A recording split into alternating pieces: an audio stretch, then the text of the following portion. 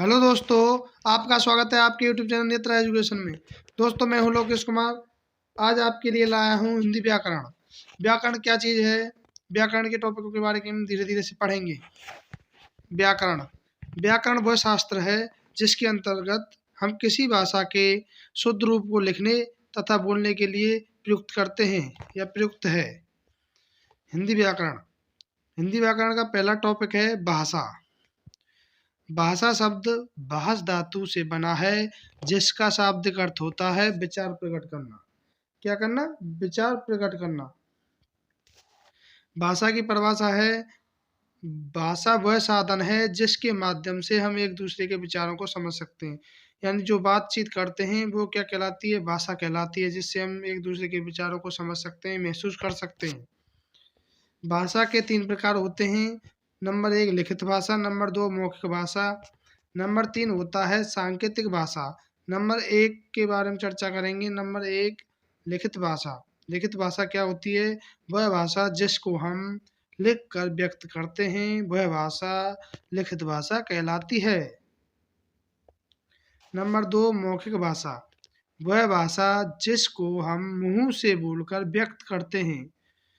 जिस भाषा को हम मुंह से बोलकर व्यक्त करते हैं वह भाषा मौखिक भाषा कहलाती है। नंबर 3 सांकेतिक भाषा। वह भाषा जिसको हम संकेत यानी इशारा करके व्यक्त करते हैं, वह भाषा सांकेतिक भाषा कहलाती है। अब आती है मातृभाषा। क्या होती है? बच्चे के जन्म यानी बच्चे का जन्म जहाँ होता है अर्थात माता पिता की भाषा बच्चे की मातृभाषा कहलाती है।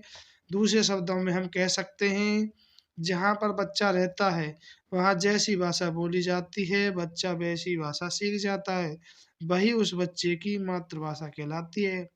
मतलब जैसा जहाँ पर रहोगे वैसा ही वहाँ पर सीखोगे, वही भाषा उसके लिए मातृभाषा कहलाएगी। राजभाषा। राजभाषा किसी देश की सरकार अपने प्रशासनिक कार्यों में जिस भाषा का प्रयोग करती है उस भाषा को उस देश की राजभाषा कहा जाता है।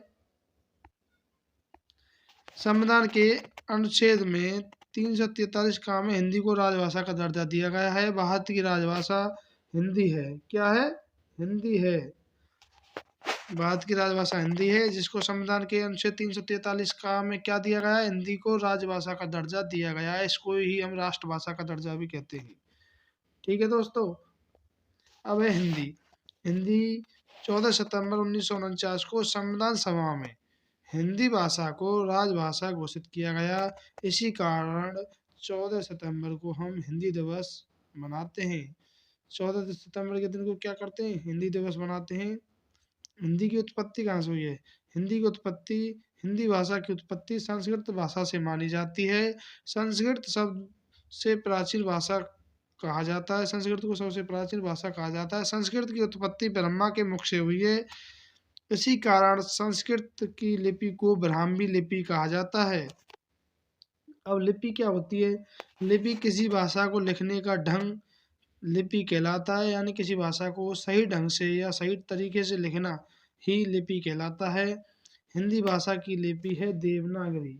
कौन सी है? देवनागरी। अंग्रेजी भाषा की है रोमन लिपि। उर्दू भाषा की है फारसी लिपि।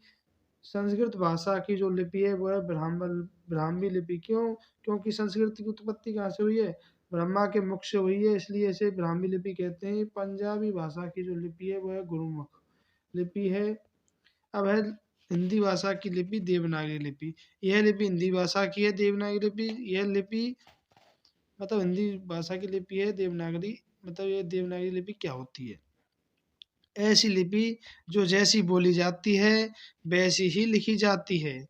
यह लिपि बाएं से दाएं ओर लिखी जाती है। अक्षरों का क्रमानुसार होता है, यानी कोई अक्षर बड़ा या छोटा नहीं होता है। सारे अक्षर सेम होते हैं, समान सीरीज में होते हैं, एक ही क्रम में होते हैं।